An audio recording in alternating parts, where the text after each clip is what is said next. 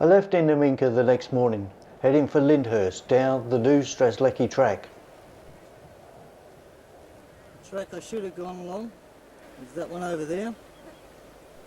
The car only managed to complete 5 kilometres out of the settlement when it slid into a bad patch of wet road. To my surprise, the car eased out without any problems. On further inspection of the waterlogged track, it was obvious I couldn't travel any further south that day. Later that morning I found myself outside the Innamincka hotel, where I got into a conversation with a tanker driver. He said he could escort me through the bad patches, but I'd have to wait until the end of the day. In the meantime, I could ride along on his semi.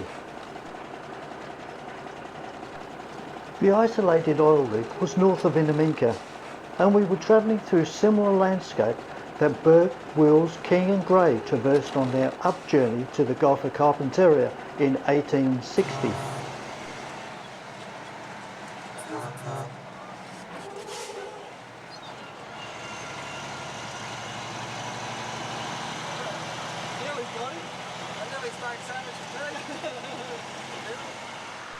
He was employed by the gas and oil exploration company called Santos, which operated out of the Mumba complex. It took a few hours to load the oil taken from deep below the ground and stored in 2 tanks. South Australia's exploration for gas started just north of Innamincka in 1958, but nothing was found until the 1960s. When oil was discovered in the Cooper area, and it wasn't long after that that these fields started producing. Oil and gas surveys during the 1950s brought better roads and activity in the area grew.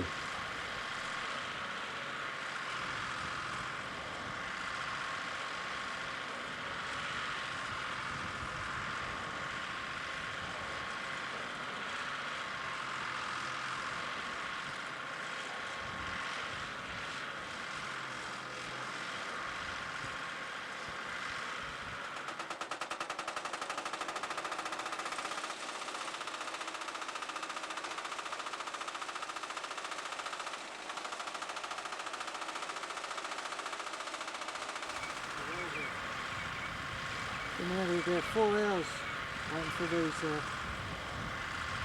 2 tanks to fill.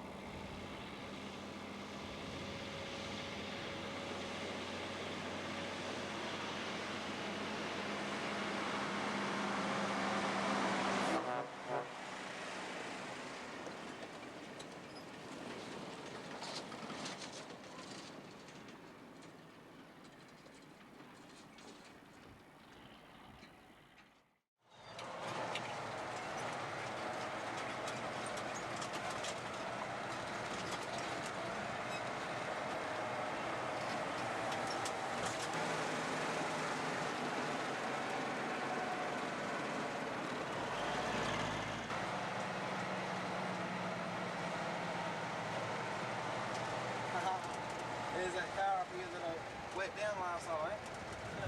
The one with the boat on it? Oh yeah.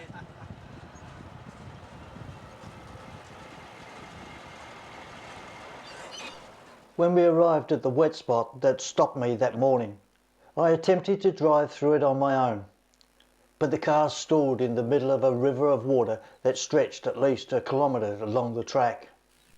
Well, the signpost down there says King's Monument.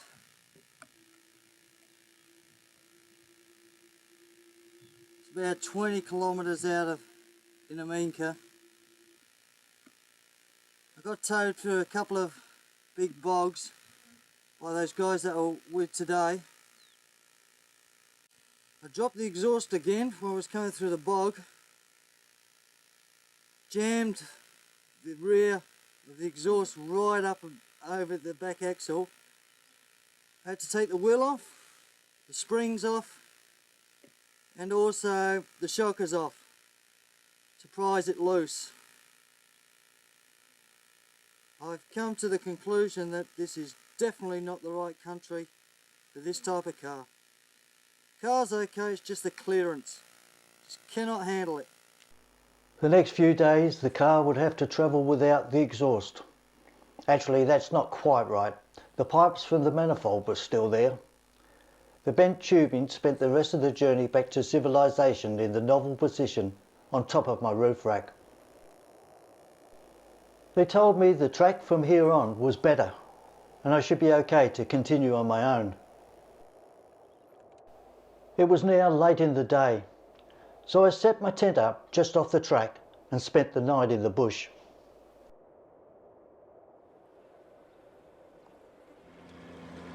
Don't worry about that cake, no, that's good. Very good. Another wash away just up here.